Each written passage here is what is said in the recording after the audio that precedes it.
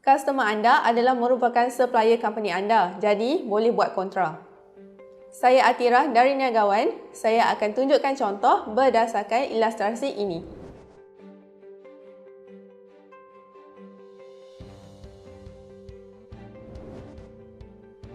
Untuk kontra payment, iaitu supplier adalah customer anda. Jadi saya akan berikan satu contoh. Contoh bisnes anda ada membeli barang dengan pihak supplier yang merupakan anda punya customer. Jadi contoh kalau beli stok, anda beli stok ataupun bahan dengan pihak supplier berjumlah RM1875. Okey, rekod ini perlu dimasukkan di bahagian purchase invoice. Dan dalam masa yang sama, pihak supplier ada membeli barang dengan pihak anda. Jadi, ianya adalah sales anda. Jadi, anda perlu rekod di bahagian sale invoice. Sebagai contoh, berjumlah RM1,200. Jadi, dekat sini, anda boleh nampak kontranya adalah 1,200. Jadi, kontra RM1,200. Dan anda perlu tambah bayaran. Kena tambah bayaran dekat supplier berjumlah RM675, iaitu 1875 tolak 1200. Jadi langkah-langkah untuk merekod kontra payment ni adalah seperti berikut. Okey, untuk step yang pertama, anda perlu tambah sumber. Tambah sumber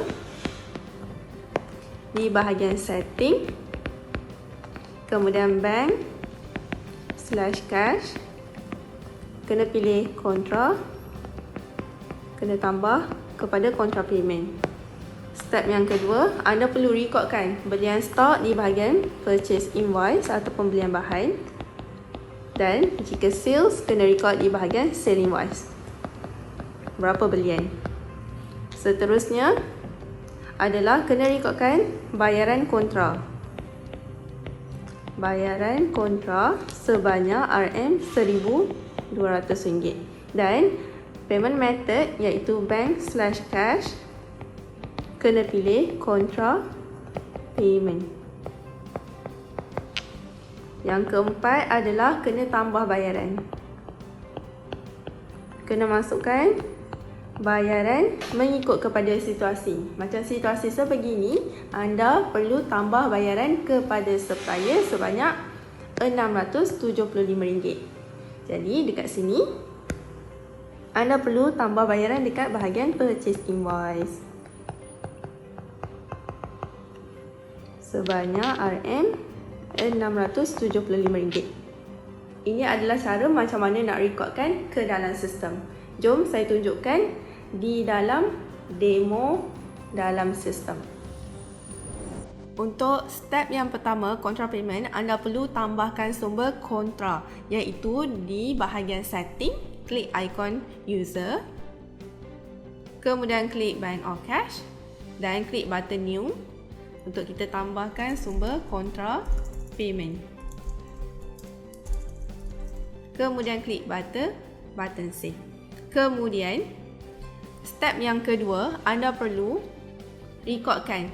Kalau sale, iaitu supplier beli barang dengan kita kena rekod di bahagian sale invoice. So, kena pastikan contoh syarikat ini merupakan saya punya supplier. Jadi, saya telah rekod di bahagian sale invoice. So, yang kedua, kena pastikan kita rekod purchase invoice, iaitu belian dengan pihak supplier. Klik purchase invoice. Ini merupakan saya punya supplier, iaitu customer. Jadi, bila dah rekod purchase invoice dan juga sale invoice, anda perlu rekodkan payment kontra untuk step yang ketiga, iaitu klik, kita pergi sale invoice terlebih dahulu, sale invoice. Kontra adalah amount 1,200. Contoh, klik ikon anak panah. Kemudian klik add payment. Okey, date, contoh yang nak kita kontrakan, contoh 17. Okey, yang kontra. Masukkan amount kontra. Bank or cash, kita kena pilih kontra payment. Kemudian klik button save.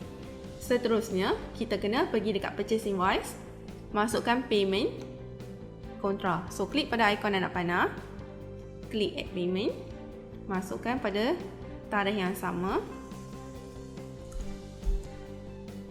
Kemudian bank or cash kena pilih sumber yang kontra, kemudian klik pada button save.